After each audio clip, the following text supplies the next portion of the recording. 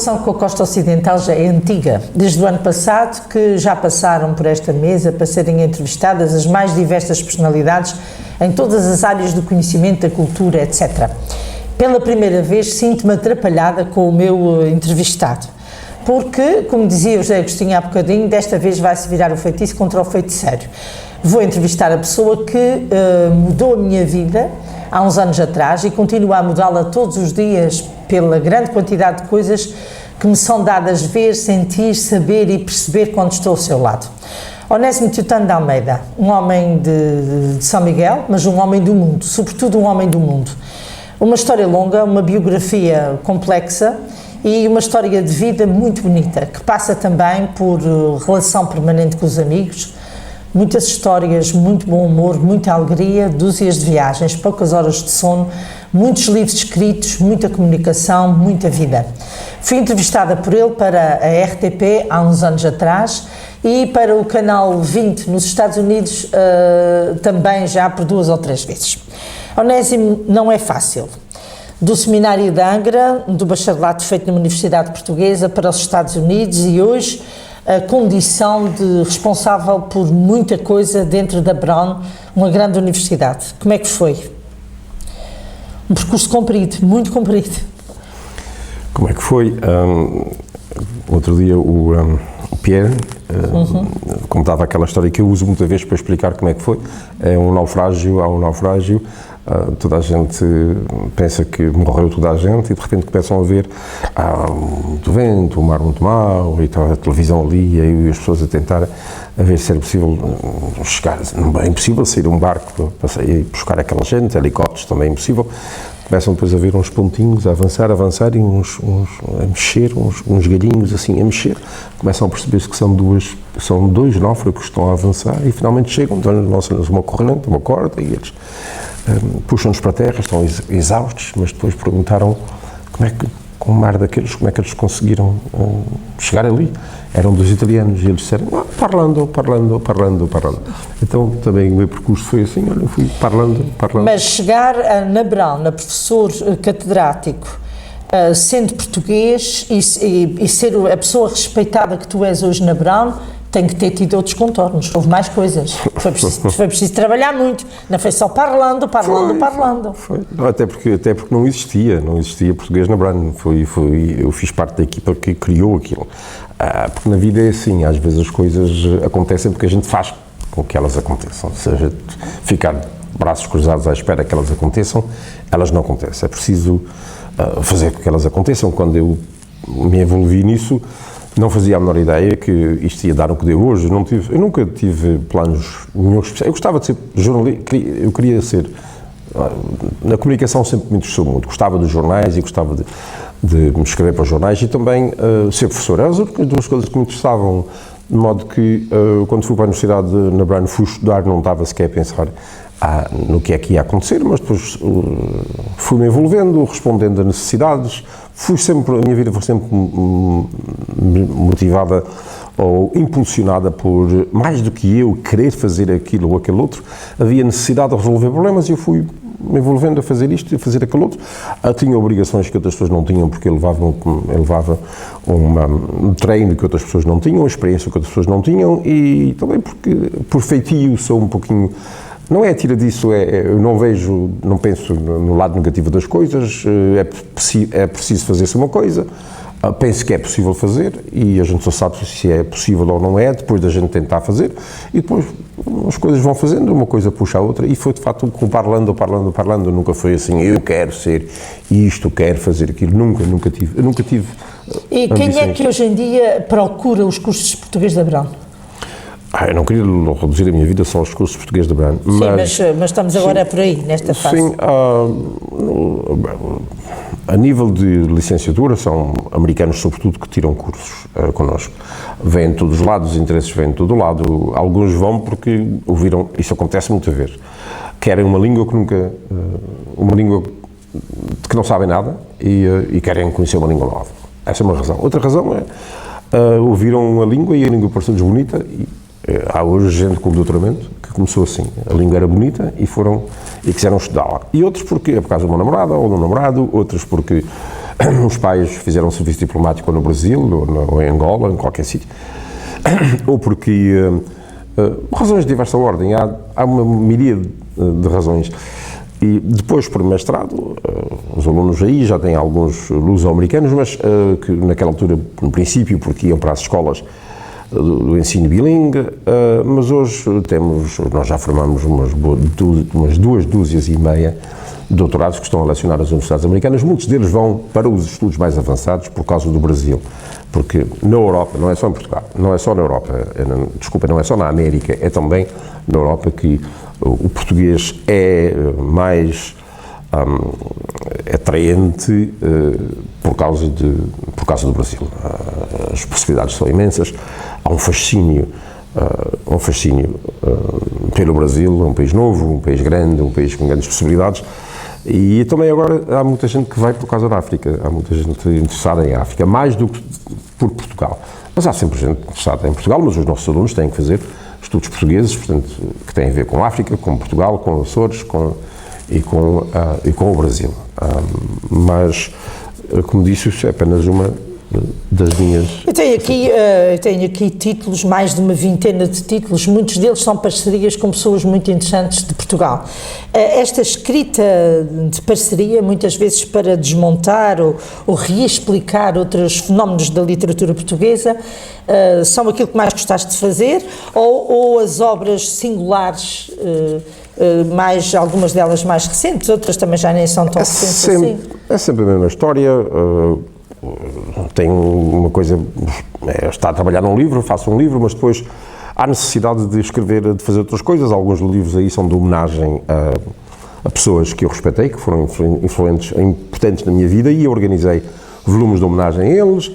Há outras vezes, um caso aí, o João Teixeira de Medeiros, eu descobri a poesia dele, achava que valia a pena publicar, selecionei a poesia dele, publiquei-a. Portanto, isto são coisas, nem sequer considero esses livros meus, não são livros, esses livros praticamente não são meus, são livros que eu organizei, porque por uma razão ou outra é importante pegar nesses textos e pô-los a circular. Eu fiz isso numa dúzia e meia de exemplares, não são uns livros que dão trabalho, em algum caso é uma coisa muito simples, havia a questão da literatura açoriana e eu falava-se e conhecia-se pouco, porque as pessoas falam, mas normalmente não sabem do que é que falam, e eu achei que era importante reunir os textos todos que existiam sobre essa questão e fiz uma introdução e fiz depois um estudo posterior. Foi também um desses livros que eu organizei. Portanto, eu diria que isso são quase brincadeiras, coisas leves de se fazer, não dão de maneira nenhuma o trabalho que dão, em alguns casos, por exemplo, daí aparece com a minha mulher, por um livro de homenagem ao Fernando Aires. Há uma coletânea de estudos e ensaios sobre ele, o mesmo com o Irino Jesus. Normalmente, como disse, isso são iniciativas que não exigem trabalho, acho que são importantes de se fazer e pronto, vai. Mas mais de metade da tua vida é passada a comunicar por aqui e por ali. Ou seja, mais de metade da tua vida é passada em diferentes países e em diferentes auditórios a falar de coisas diferentes. Bom, uma grande parte da minha vida é nas aulas. Agora, depois, felizmente, numa universidade como a Brown, eu não tenho aulas de manhã até à noite, tenho algumas aulas durante o dia e no início da semana, portanto posso muito facilmente sair da universidade na quarta-feira à noite e ir a um congresso aqui ou lá e falar aqui e acolá. E isso acontece muito ao longo do ano, mas também não é assim tanto como as pessoas pensam, porque as pessoas às vezes ficam com a impressão de que a gente nunca assenta reais, não é bem assim? Se os livros e o trabalho aparece feito, é porque eu também passo muito tempo em casa a trabalhar neles. E também eu aproveito, eu estou aqui nas Flores, já passei muitas horas ali no museu e em vários sítios aí a aproveitar os tempos. Eu procuro aproveitar muito o tempo livre que tenho para fazer coisas, evitar tempos mortos, ou ler, ou escrever, ou tratar de miudezas, para depois, quando me sentar, poder dedicar-me a trabalhos de maior fogo. As colaborações na RTP e também no Canal 20, o que é que têm trazido de novo? Trazem sempre? Isso são através daquelas coisas que a RTP, no Canal 20 foi assim.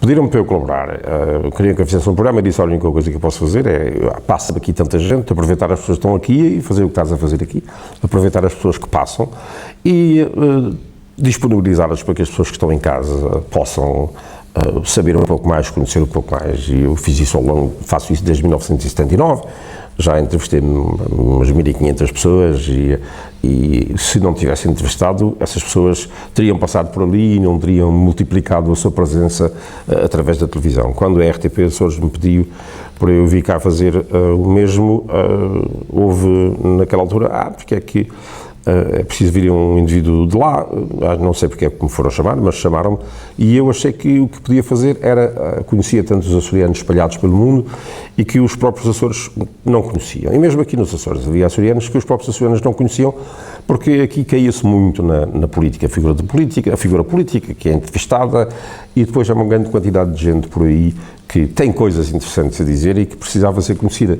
Eu fiz uma seleção de gente aqui, fiz uma seleção de gente de fora e consegui fazer isso. Uma das pessoas, aliás, foste tu, porque eu tinha encontrado e tinha achado que tu tinhas coisas interessantíssimas a dizer daqui deste lado da tua ilha e a tua experiência aqui, e foi assim, e tanto assim foi que depois te pediram para tu, com mais 2 mulheres, fazer um programa lá na televisão, em Ponta Delgada, para os Açores, mas foi um desses exemplos de alguém que estava por aqui e que não estava a ser aproveitado, como acontece com tanta outra gente, e eu acho que ainda hoje isso continua a acontecer. Há tanta gente a fazer aqui, mas os noticiários, as televisões, os programas estão sempre a cair nas mesmas pessoas e depois eu achava que uma coisa era importante fazer, é quando alguém faz uma entrevista, faz perguntas e cala-se para que a pessoa apareça no seu melhor. E há tanta gente aí escondida com coisas muito interessantes a dizer, e é uma pena, é um desperdício não se aproveitar o que essa gente tem para dizer e colocar essa gente aí no domínio público, através da televisão, que é para isso que a televisão devia servir e não apenas para andar constantemente com essas notícias de mortes e roubos e os políticos sempre a dizer as mesmas coisas, etc. Em relação aos Açores, tu és uma das pessoas que melhor conhece os Açores, porque és também convidado praticamente para todas as ilhas, quando acontecem coisas importantes ou acontecimentos culturais, provavelmente também porque tocaste a vida de toda a gente, um pouco a vida de toda a gente que valia a pena em cada uma das ilhas. O que é que tu pensas dos Açores agora? Dos Açores agora em 2015, como é que estás a ver as nossas ilhas? Eu estive no seminário e eu fui muito influenciado no seminário. Nos anos 60 o seminário era, eu creio, que era o único sítio onde se pensava os Açores como Açores, porque de resto as ilhas viviam isoladas. Claro, o Grupo Central, as pessoas circulavam no Grupo Central, aqui entre Flores e Corvo, mas a visão dos Açores tinha-se era de facto no seminário, porque nos vinham de todos os Açores e os professores também eram de todas as ilhas. E nós habituámos desde muito cedo a ter professores do Pico, das Flores, do Faial e colegas. E até nós misturamos o nosso sotaque, influenciávamos todos uns aos outros e acabámos por criar um sotaque dali de dentro que não era de mais nenhum lado. Mas eu sempre, desde jovem, fui muito sentia um fascínio por conhecer, eu queria conhecer as outras ilhas. Falava delas, mas não as conhecia. E foi o professor José Enes, que era meu professor de português, e eu queria ler, pedir livros, e ele começou a dar-me, ele deu-me livros para eu ler. Ele deu-me livros do Pedro da Silveira, deu-me livros do Roberto Mesquita, porque eu pedi-lhe mesmo livros sobre os Açores. Sobre o Vitorino Nemésio, ele mostrou-me um mau tempo no canal, mas disse que era muito cedo para eu ler aquilo. Eu tinha 13 anos, e portanto, eu naquela altura procurei ler tudo o que me aparecia dos Açores, e continuei assim quando fui para os Estados Unidos. Eu continuei assim, enquanto estive nos Açores, eu lembro-me de ler o Luís Ribeiro, o ensaio sobre a açorianidade, que para mim teve um impacto muito grande, porque não era apenas literatura, eu gostava de ler história, eu gostava de tudo que tivesse a ver com os Açores. Depois, quando eu fui para Portugal continental, fui convidado para ir a escolas falar sobre os Açores, aula de geografia, fiz isso várias vezes. Depois fazia num sítio, depois alguém sabia, convidava-me para outro sítio e eu ia falar sobre os Açores aqui e acolá, ia em reuniões de toda a ordem, até na rádio falar sobre os Açores, porque em Lisboa quase nunca se falava dos Açores. Depois eu fui para os Estados Unidos e a mesma história aconteceu. Havia os programas de ensino bilingue e era preciso produzir material escolar, e o material escolar, segundo a orientação americana, devia ser material sobre o mundo em que a criança cresce, e o mundo daquelas crianças tinha sido o açoriano e tinha sido transplantadas para os Estados Unidos. E era preciso preparar livros que refletissem isso. Não havia livros portugueses que incluíssem nada sobre os Açores, a não ser a famosa página de geografia, que toda a gente no Império inteiro tinha uma página para cada parcela do território do Império, do Antigo Império. Então eu tive que organizar material escolar, e eu planeei 3 volumes, a Terra e Açores, a Terra e a Gente. Isso nunca chegou a sair, mas porque fui sempre acrescentando, e eram textos de História, de Geografia e Ciências Sociais sobre os Açores, e depois uma outra secção com ficção e a outra de poesia. E fui colecionando, juntando, procurando material, e foi aí que eu comecei então a envolver-me a sério, a ler. Eu já estava a fazer filosofia, porque tivemos que preparar, eu dirigi uma equipa que produzia material escolar para ser usado em toda a América. E, portanto, eu tinha que ver os textos, selecionar os textos, organizá-los, etc. E aí é que me envolvi mesmo a sério, porque depois era preciso também preparar os professores para usar esses textos. E quando eu comecei a fazer isso, os professores, que eram formados mesmo aqui, não sabiam nada dos Açores. Tinham sido formados por um sistema, uma escola de magistério primário que não lhes dava nada de textos dos Açores. E eles queriam saber, porque tinham mesmo que saber. E eu comecei Portanto, eu ia um pouco à frente deles, porque tinha uma experiência já e tinha lido muito. Eles não faziam a menor ideia nem quem era o Pedro Silveira, nem o Roberto Mesquita, nem o Nemésio, nem nada. Tive que fazer isso e, portanto, dar-lhes formação.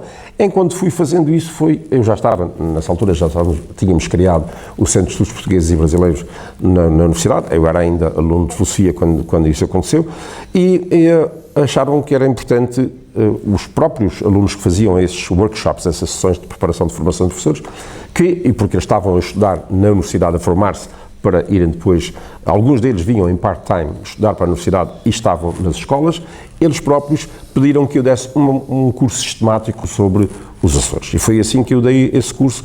Criei uma cadeira chamada de Literatura Açoriana, que no fundo era conhecimento dos Açores através da literatura. Isso deu uma polémica muito grande nos jornais quando souberam disso, porque viram nisso uma intervenção do governo americano e a CIA para provocar a independência dos Açores. Ora, eu tinha sido sempre contra a independência dos Açores, mas isso deu uma salgalhada, uma barafunda para aí muito complicada, e como de costume as pessoas falaram sempre sem saber de que é que estavam a falar, mas levantou essa enorme celeuma sobre a literatura açoriana, se existia, se não existia, etc. No fundo, o que aconteceu foi isso. Era preciso criar esse material para as escolas, para os professores, e foi assim que eu também me fui envolvendo, e porque tive que dar resposta a jornais do continente e a gente aqui nos Açores, muita dela ignorante sobre as suas próprias realidades, que me fui metendo e engalfinhando cada vez mais em todo esse processo, e, aliás, gastei uma grande quantidade de tempo em vão debatendo sobre isso, porque acabei mesmo por perder uma quantidade de tempo. No entanto, não considero por mal empregado o tempo que eu dei, aquele tempo que me levou, o tempo que eu consumi a ler, porque naquela altura, eu prezava-me de ler tudo o que saía sobre os Açores. Hoje é impossível, há tanta coisa sobre os Açores, que é impossível se ler tudo, mas naquela altura, tudo o que saía sobre os Açores, eu lia e estava informado, de modo que aprendi muito, e como eu também viajava o mundo, vinha aos Açores muitas vezes, e contatava muito, juntava as duas coisas. A experiência, eu acho que na nossa formação, a experiência conta tanto como o ensino. Ter um ensino só livresco e não se tem uma experiência real do contato direto com a realidade, a nossa formação fica deficientemente formada, fica bastante deficiente. E então eu tive sempre felizmente, essa possibilidade de circular pelos Açores, por diversas razões. Vinha a colóquios, a congressos, às vezes convidado para falar aqui ou acolá, e, portanto, tive sempre essa oportunidade de estar muito ligado aos Açores, muito ligado também com a gente da cultura açoriana, porque tínhamos atividades diversas nos Estados Unidos, ou no Canadá, ou aqui, ou em Lisboa, e, portanto, eu, embora fosse sempre fazendo outras coisas em paralelo, tive sempre os pés muito ligados, assentes. Não apenas aqui nos Açores geográficos, mas nos Açores numa dimensão mais global. Os Açores, que eu costumo dizer, por exemplo, que o nosso Eduardo Tencourt Pinto, em Vancouver, é a ilha mais ocidental dos Açores, não é as Flores, é o Eduardo Tencourt Pinto em Vancouver. Que é um grande poeta, de resto. Belíssimo poeta. O que eu te ia perguntar era exatamente quais são as tuas referências, as referências da adolescência e depois, mais tarde, as referências da juventude. Quais são as tuas grandes referências? Na escrita, na comunicação em geral? Uma vez que mas também as mais... Mas referências sobre os Açores? Não, referências de escritores, de pessoas que influenciaram a tua vida como comunicador e como... Bom, eu tive influências muito fortes na vida, professores meus diversos. Primeiro tive o meu tio, que foi quase o meu educador quando eu era jovem, porque o meu pai entregou a ele era professor primário, e portanto foi ele que me pôs a ler muito. Na minha casa lia-se, mas pôs-me a ler muito, e precisava de muitos livros, e era que nessa primeira fase foi ele, mas depois foi o professor José Enos no seminário, a quem eu fiquei a dever muito, mas tive uma pleia de professores no seminário de Anga extraordinária, e aprendi imenso com muitos deles. Mas, claro que mantive uma relação muito especial com o professor José Enos, porque depois também eu fui quase aluno assistente dele na Universidade Católica, mas antes disso ainda ele estava a fazer a tese, e eu é que fiz a revisão das provas da tese, é que fiz a bibliografia, etc. E aprendi imenso e conversava muito com ele. Eu cheguei a passar parte das minhas férias em casa dele, 2 semanas em casa dele, quando ele estava a fazer a tese, de modo que eu criei essa relação muito forte com os José, que depois foi pela vida toda.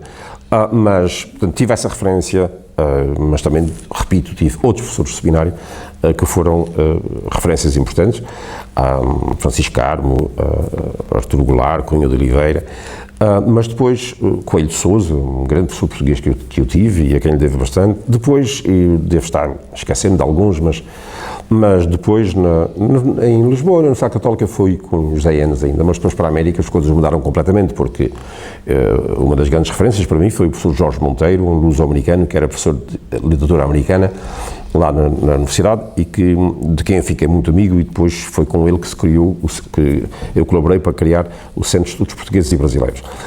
Mas depois, se eu entrar então no mundo da filosofia, depois tem outra gente, não importa mencionar aqui, porque as pessoas não sabem quem elas são, mas se eu disser o Vince Thomas e, sei lá, o professor Roderick Chisholm, Philip Quinn, o orientador da minha tese, quer dizer, é outro universo que quando vem para cá nunca falo sobre esse universo, porque são universos paralelos e que não interessam para aqui. De modo que tive sempre essa gente, pessoas muito importantes que na vida eu admirei, mas também na geração, por exemplo, voltando aos Açores, na geração dos escritores mais velhos, eu aprendi imenso com toda esta gente. Eu publiquei recentemente um livro chamado Mínima Azórica, com textos que eu escrevi sobre essa gente que já faleceu. E é gente que de uma maneira ou outra me ensinou alguma coisa, alguns me ensinaram até bastante, eu aprendi sempre muito com eles. Faço sempre muita questão de agradecer e reconhecer aquilo que eu aprendo das pessoas, das gerações anteriores. De modo que depois, o universo depois alarga-se para outros lados. Eu fiz filosofia das ciências sociais, tem outros universos em que eu ainda hoje funciono, são universos paralelos, mas, como disse, falar deles aqui acho que não vai ter muito interesse. Por outro lado, ontem demos uma volta pela ilha, não é a primeira nem a segunda vez que vens às Flores, e continuaste a tirar fotografias às nossas paisagens e continuas a deslumbrar-te com pequenas coisas e a deslumbrar-te com a natureza. Quais são as tuas memórias de pessoas das Flores no tempo? Bom, antes das memórias das Flores, eu tinha de dizer que eu sempre fui desde miúdo, tive um fascínio enorme para a natureza, sempre. Eu tenho fotos que eu tirei com uma maquinita pequenita e ainda tiro com os mesmos ângulos, algumas delas, os ângulos ainda são os mesmos. Tive sempre um enorme fascínio tenho uma visão muito geográfica de tudo, sempre gostei de desenhar mapas, nas aulas desenho mapas, tenho o mapa do mundo e também dos Açores, tudo, dos locais todos,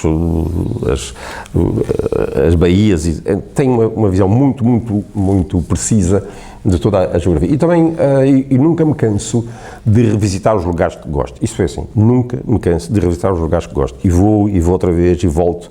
Porque se eu gosto, eu vou lá. E as experiências são sempre novas.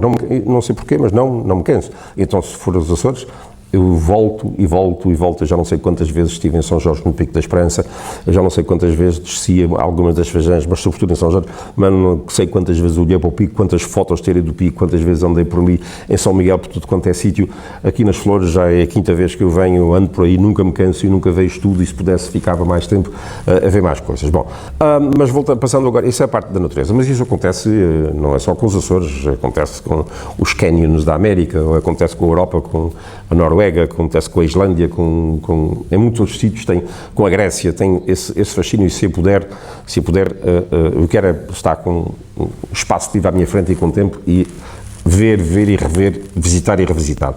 As pessoas daqui das Flores que entraram no meu imaginário quando eu era jovem, quando tinha 13 anos, como disse, foi o Pedro Silveira, Depois, por causa do livro A Ilha e o Mundo e por causa do livrinho, que foi um livro que ele fez a corrigir o José Leite Vasconcelos, que tinha vindo aos Açores, tinha escrito um livro chamado Mês de Sonho e tinha cometido vários erros, e o Pedro da Silveira, minuciosinho como era, pôs-se a corrigir erros do grande etnógrafo português. E eu li aquilo, muitas daquelas coisas não percebia, mas quando era jovem eu li tanta coisa que não percebia nada, mas lia sempre. Depois foi o Roberto Mesquita, fiquei fascinado quando não o descobri por mim, o Zé nos meteu o livro na mão, de modo que essas duas figuras, o Pedro da Silveira e o Roberto Mesquita, foram duas figuras fundamentais no meio imaginário, e todo o meu envolvimento nos Açores teve muito, nas questões açorianas, teve muito a ver com isso, porque, como toda a gente sabe, foi o Nemésio que descobriu o Roberto de Mesquita, com um ensaio sobre ele, quando o Nemésio começou a interessar-se muito sobre os Açores, sobre a questão da açorianidade, e disse, não, está tudo dito, está tudo feito, está aqui nesta poesia. Ele fez um ensaio sobre ele, e depois, mais tarde, a poesia do Roberto Mesquita só aparece na cena nacional por intervenção do Pedro da Silveira, que em 73 ou 74, não me recordo bem exatamente, faz publicar na editora Ática o livro Almas Cativas, com uma edição coordenada por ele, com prefácio, e ele soube muito bem escolher, o professor Jacinto Prato Coelho, que era uma figura grada, e o livro podia ter tido mais eco o aparecimento do livro, mas apareceu a Revolução, e quando veio a Revolução nunca mais ninguém se interessava pela literatura. Mas essas duas figuras foram emblemáticas. Só muito mais tarde aparece uma outra, que foi o Alfred Lewis. O Alfred Lewis é já na América, quando eu li o Home is an Island. Eu, quando, em 1980, criei a revista Gavia Brown, e a revista publicou começou, logo no início, os primeiros 2 volumes, publica os textos que foram lidos numa série que eu organizei lá na universidade, série sobre literatura luso-americana. E um dos textos que eu fiz questão, uma das conferências que eu fiz questão que essa série tivesse, era uma conferência sobre Alfred Lewis.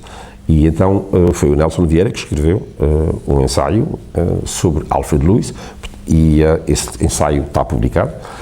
E, portanto, passou a ser a minha terceira referência florentina, o Alfred Lewis. Eu entrei em contato quando depois dele falecer, com a viúva dele para publicar alguns poemas. Os poemas dele são interessantes, não são assim por aí além. O livro é um livro bastante interessante, e o segundo, o outro que foi publicado pela University of Massachusetts em Dartmouth, também é Six Acres in the Barn. É também um belíssimo livro, de modo que são 3 referências já agora. Há mais uma, há um outro florentino, que é o Timothy Freitas, que no Wyoming consideram que ele é o fundador da literatura do Wyoming. Escreveu 3 peças de teatro, e uma delas teve a ser representada em Nova York. É uma história muito interessante. Eu devo ao Donald Warren, que é quem investigou isso e conhece essa história, e vai publicar, aliás, pelo menos uma das peças prometeu enviar-me para a revista Gavia Brown. Portanto, já estão aí 3 florentinos, mas há mais. Eu podia continuar, porque eu tive o professor Vitorino Vasconcelos, que foi o florentino que é professor de Física, mas o Caetano Tomás, que foi um professor de Filosofia, a Caetano Vieira, mas depois o meu colega Carlos Joaquim Fagundes, que hoje tem um belíssimo blog.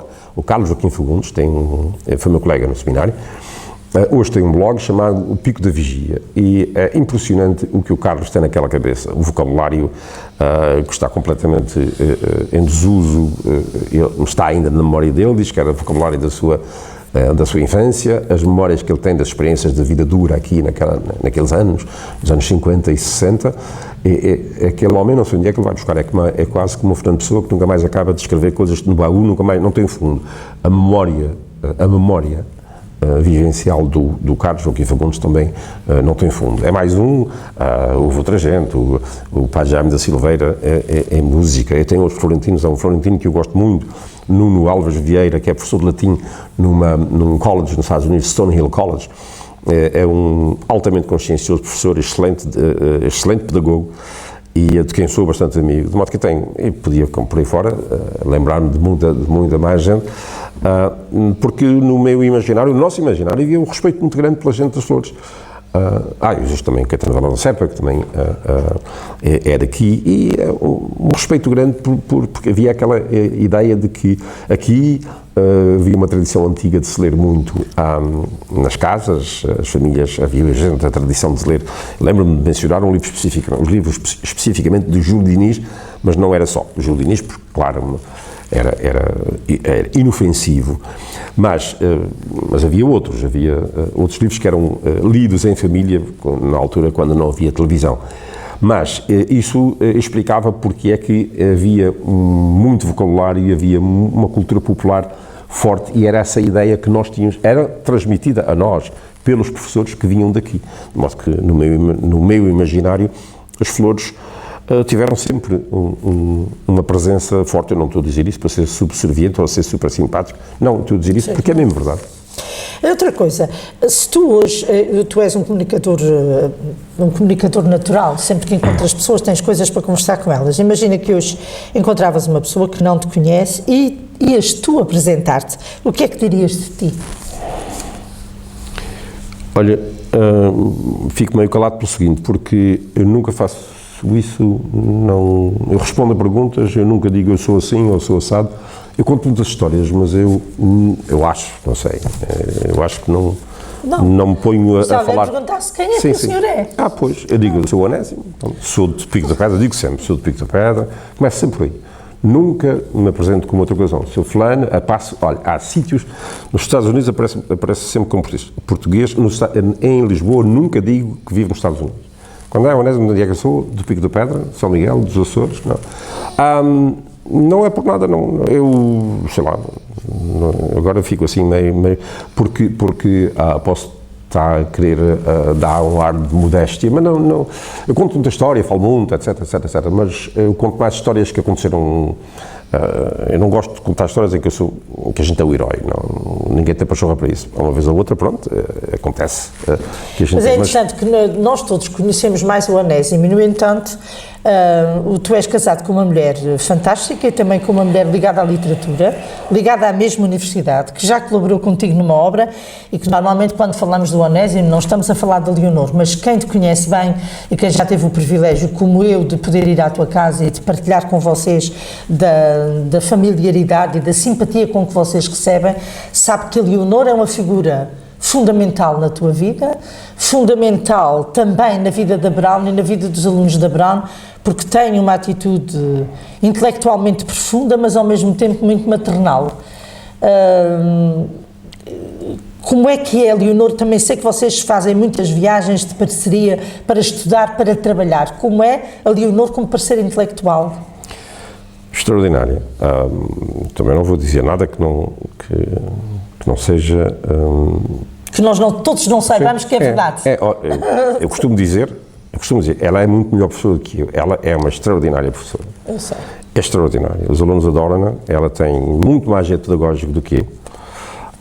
Ela é dedicadíssima no trabalho que faz com os alunos. Ela traduz muito melhor do que eu. Ela gosta de traduzir, eu sempre gostei de traduzir. Ela faz tradução literária, magnífica. Mas, olha, acaba de traduzir 2 livros, um deles o Miyakoto, não é ela que traduz, mas há alunos que sim, um deles posto num projeto de tradução do Miyakoto, Histórias Abençonhadas, isso é uma aventura louca, mas é um aluno brilhante, um coreano-americano, que se pôs a traduzir o Miyakoto, claro que precisa de alguém que conheça bem o português para garantir que a tradução para inglês está correta, mas a Leonor também consegue intervir e sugerir no inglês, porque ela escreve inglês muitíssimo bem. E a boa tradução é sempre um trabalho de cooperação, dominada, a última palavra é da pessoa que fala a língua para que é traduzida como nativa, como língua materna.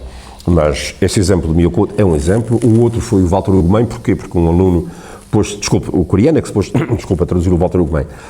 Mas ela neste momento, ainda hoje de manhã, recebi um e-mail dela, ela está a rever a tradução, em Lisboa, uma antologia de poesia portuguesa, Camões, Sá Carneiro e Pessoa, e ela está a rever a tradução e vai fazer o prefácio para isso, mas um outro projeto em que ela se envolveu eu envolvia pelo seguinte, um indivíduo propôs-me publicar na Gávea Brown os poemas possíveis do Saramago, a tradução feita por um irlandês tinha muitas deficiências, depois eu pedi a alguém que a revisse, etc. E acabamos por ficar um poeta americano, a Leonor e eu, a passar horas ali, os 3, mas sobretudo a Leonor, que além do policiamento do português impecável que ela consegue fazer, também ajudou imenso com o poeta a criar as formas em inglês. Mas isso é apenas uma das facetas dela. Ela tem dirigido muitas teses com alunos. Aí depois o nosso contato diário. Nós googlamos uns aos outros. Eu pergunto-lhe sempre o que é isto ou como é aquilo, e ela também pergunta, e temos nenhum sabe tudo, e em caso de dúvida perguntar, e eu nunca publico nada sem ela ler, nunca, ela também faz o mesmo comigo, mas nunca publico nada, sem ela ler, de modo que além de minha mulher, é minha colega e companheira, e quando se tem uma companhia dessas, a gente só pode dar por sobretudo. Uma coisa que a mim me surpreende imenso em ti é a capacidade que tu tens de gerir o tempo. Como é que aprendeste isso? Aprendeste, ensinaram-te? Como é que consegues gerir, por exemplo, dar notas aos alunos à distância, estar sempre na internet, responder aos e-mails todos, corrigir trabalhos, escrever, preparar conferências? Como é que isto se faz? Há muita gente que vive uma vida inteira o pesadelo de não ser capaz de gerir o tempo. Quem é que te ensinou a fazer isso? Não, a necessidade da vida, também o estilo. Eu não me preocupo com as coisas. Eu acho que as coisas têm que ser feitas, mas eu não vivo angustiado, durmo bem. E em qualquer sítio serve para trabalhar, tanto faz, eu concentro-me num sítio qualquer, eu estou aqui, estive a corrigir trabalho, a ler trabalhos de alunos, ou estive a fazer outras coisas. Eu leio sempre, eu sempre fiz isso. Em Lisboa, nos transportes públicos, eu tinha os livros para os transportes públicos, são livros mais leves, mesmo em pé no autocarro ou na fila do autocarro à espera, fui sempre aproveitando e faço isso. Nunca vou para um sítio qualquer sem ter um livro, porque tenho que esperar para alguém. Hoje também com a internet é fácil, a gente tem coisas, mas livros, eu aproveito sempre. Há coisas que eu faço melhor de manhã, depois como escrever, há coisas que eu faço à noite, coisas mais leves, é só aproveitar o tempo. Nos aviões não vou passar no avião sem ler, quer dizer, tenho sempre coisas a fazer e faço conforme o espaço de tempo que eu tenho, as coisas que tenho que fazer, etc. É uma gestão de tempo, e depois tanto faz estar a corrigir ou ler um trabalho de um aluno na China ou em casa ou numa aula, é diferente. Não. E os livros e as fotografias ainda cabem em casa? Não. Outro dia pus 3 grandes sacos de fotografias em papel, tive que pôr no lixo porque aquilo para pôr em álbum era tanto. Fiz uma seleção, mas outras.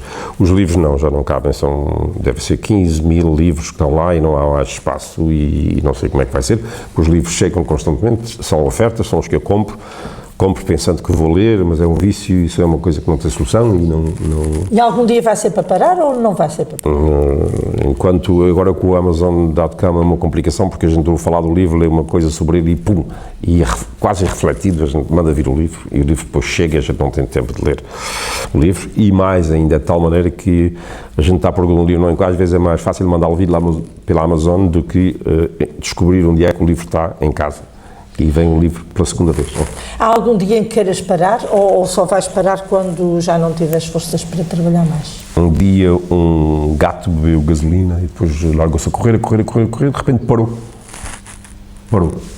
Faltou-lhe a gasolina. Portanto, um dia, quando faltar a gasolina, enquanto houver gasolina... Mas que a gente vive numa sociedade em que está toda a gente agora, não falam-se não na reforma, toda a gente sonha com a reforma, eu nunca te vi falar nisso. Não é um sonho. Não é um sonho, porque eu tenho, a situação é diferente. As pessoas que têm um emprego, por exemplo, são professores numa escola e que têm diariamente aquele trabalho, comigo não acontece assim. Eu tive sempre sorte também na vida, porque as aulas que eu dou são tudo cursos que eu criei. Todos os cursos que eu dou são cursos que eu criei. E, portanto, eu criei aquilo porque gosto daquilo. E de modo que, quando eu vou para uma aula falar sobre aquilo, eu falo sobre aquilo que gosto e sobre aquilo que estou a ler constantemente. E, portanto, estar 2 horas e meia com alunos que estão interessadíssimos e que leram aquele material e que vão debater aquilo comigo, para mim é um privilégio, porque estou ali com gente interessadíssima nas coisas em que eu estou interessado. E estou a ser-lhes útil. Isso é magnífico, de modo que deixar isso é um estímulo muito grande. Dar aulas nos Estados Unidos, numa boa universidade dos Estados Unidos, digo isso e diz a minha mulher, e diz toda a gente que conhece isso. O último indivíduo que me disse isso foi o Jean-Frédéric Chaube, que é professor na École d'autres études de Paris. A semana passada, na Brana, dizer que fascina o modo como são dadas as aulas nos Estados Unidos e que procura fazer o mesmo quando regressa a Paris. De modo que, sendo assim, eu digo, se eu me vou apresentar e for para um café, falar das coisas que eu gosto, ao fim de 5 minutos está toda a gente a dormir. E eu ali estou numa sala de aula e os alunos estão todos interessados. Depois, não são muitas horas de aulas. Quando eu me apresentar, eu vou continuar a ter que fazer as coisas que estou a fazer. Na mesma não vou sentir não vou ter nenhum alívio, porque uma grande parte do meu dia é gasta a fazer uma série enorme de coisas que não têm a ver com aulas. São solicitações de toda a ordem. Hoje as revistas internacionais nós temos de estar constantemente a fazer avaliações anónimas disso. As avaliações dos centros de investigação, tudo isso eu vou continuar a fazer.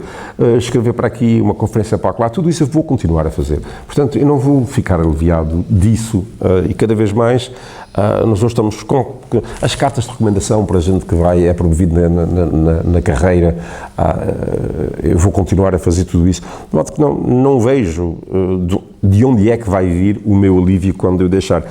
E depois tem uma vantagem muito grande, que é o contato com as pessoas e com gente altamente estimulante, que são os alunos da universidade onde eu estou. É de facto altamente estimulante e eu vou sentir falta disso um dia, quando eu me aposentar, eu vou sentir falta disso. Não estás a imaginar uma casinha isolada nos mosteiros, olhar para o mar e a ficar ali quietinho? Não. É muito. Eu gosto de fazer isso temporariamente. Já estive na Graciosa, mas a Leonor, um mês inteiro, levámos 2 sacos de livros e tivemos um mês. O João Berto dizia: doido, homem, está a Graciosa com um saco de livros e está lá. Como é que é possível? Não, sou capaz de fazer isso. Agora, pensar que vou levar o resto da vida num sítio assim nos mosteiros, não. Eu não sou contemplativo, não. Eu sou contemplativo, mas quer dizer, sou capaz de olhar e ver e estar, mas não sou inativo, não posso, fisicamente tenho que andar, mexer-me. Se calhar isso tem a ver também com o facto de vez em quando tu e Leonor isolam-se em algum sítio e ficam 4, 5 dias. Sim. Se calhar se toda a gente fizesse isso com mais alguma assiduidade, teria menos necessidade da casinha dos mosteiros e da Nós fazemos isso por necessidade, porque mais ela do que eu trabalho em qualquer sítio, ela em casa porque quando é para trabalhar, escrever um ensaio para um congresso qualquer, ela precisa se concentrar e depois ela em casa há muita solicitação, tem que fazer aquilo ou aquilo outro, e a gente quando vai para fora tem o ritmo de trabalho muito certo, horas de trabalho, não há que cozinhar, comemos fora, etc. E isso é muito bom. E eu habituo-me também a isso e eu levo trabalhos de maior folgo para ali porque não há interrupções. Mas isso, também nós temos essa sorte de poder fazer isso, porque temos férias entre os semestres em janeiro, depois temos as férias da Páscoa, depois temos no verão e também fazemos isso às vezes fins de semana longos, ou então porque as nossas aulas quando acabam à quarta-feira podemos fazer isso na quinta, sexta, sábado, domingo, etc. Podemos fazer isso, de modo que isso também é muito bom ter alguém, como no caso da Leonor, uma colega, que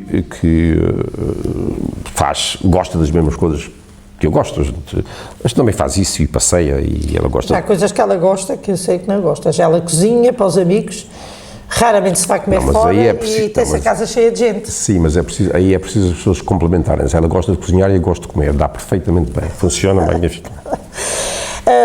Seria interessante continuarmos a falar. Aquilo que eu posso dizer desta obra é que quase toda a obra é pensada para promover os outros e para ajudar os outros a conseguirem também chegar onde querem, de maneira que todo um trabalho que é muito voltado para toda a gente, para aqueles que estão, para aqueles que já estiveram, para os que já partiram, um trabalho intelectual que é voltado para a dinâmica do outro.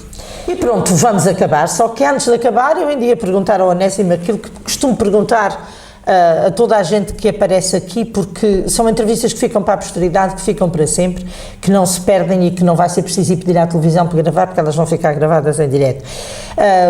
O menino que nasceu na Ilha de São Miguel há uns anos atrás e o homem que temos agora fez o percurso que tinha sonhado, sente-se feliz e em paz com aquilo que é, falta alguma coisa, está tudo certo? Olha, vou responder honestissimamente como respondo quando faz essa pergunta. Eu acho que é exatamente assim. Eu nunca fui sonhador. Eu disse há pouco, aliás no início da conversa falámos disso. Quero ser assim, sempre pensei que gostava de ser professor, mas também não fiz disso uma grande coisa. Gostava de escrever para os jornais, fazia, mas nunca me propus a mim próprio. Eu vou ser isso, vou fazer aquilo. Não, fui fazendo as coisas que foram surgindo, etc. E também porque não tenho ambições. Não tenho ambições. Isso podes escrever em branco, assim, em negro, em papel branco, e dizer, o Onésio disse isso. Não tenho ambições. Estou perfeitamente bem, não me sinto frustrado, nunca tenho, pergunta a Leonor, nunca estou frustrado por causa daquilo ou daquele outro, não foi como eu queria. Não, eu faço as coisas, eu empenho-me, como se fosse, tudo dependesse do meu trabalho naquela altura. Mas depois, acabou, passa outra coisa, não tenho angústias, eu tenho uma peça de teatro no Seio da Samargo Mar, um indivíduo pergunta, nunca tiveste uma angústia metafísica? E ele disse, tive, mas foi ao dentista e passou. Não sou dado a essas, não sou, por isso mesmo nunca serei um poeta, porque os poetas vivem desses dramas, nunca serei um grande romancista, porque é preciso viver, traz fortemente todos esses dramas. Não, eu tenho, é uma maneira de ser, gosto muito de me envolver na vida das pessoas, etc., mas eu pessoalmente não tenho o sentido do trágico, não tenho o sentido para onde a vida vai, tenho pena, estou a ficar velho, claro, mas também não tenho nada a noção de que, nem que fiz grande coisa, isso podes ter certeza disso, nem que acabei não fazendo aquilo que sempre sonhei, não, olha, foi o que eu fiz, tá. Não terá sido poeta, mas foi seguramente o melhor amigo de muita gente, o meu também. É assim, Onésimo Teutano de Almeida, apenas por um bocadinho foi isto que vimos, é isto que é um contador de histórias fantástico, um homem que para a cada esquina para tirar mais uma fotografia e alguém com quem eu agora tive este prazer. Esta entrevista vai entrar no YouTube, vai entrar nos canais comerciais e vai estar também disponível através do canal Mel e assim vamos poder ter a conversa completa para que os nossos telespectadores que te conhecem menos possam agora conhecer-te através deste canal e possas ficar para a posteridade, que é sobretudo esse o grande interesse deste trabalho. E os que me conhecem bem darão os devidos descontos ao que tu disseste. Vão dar com certeza.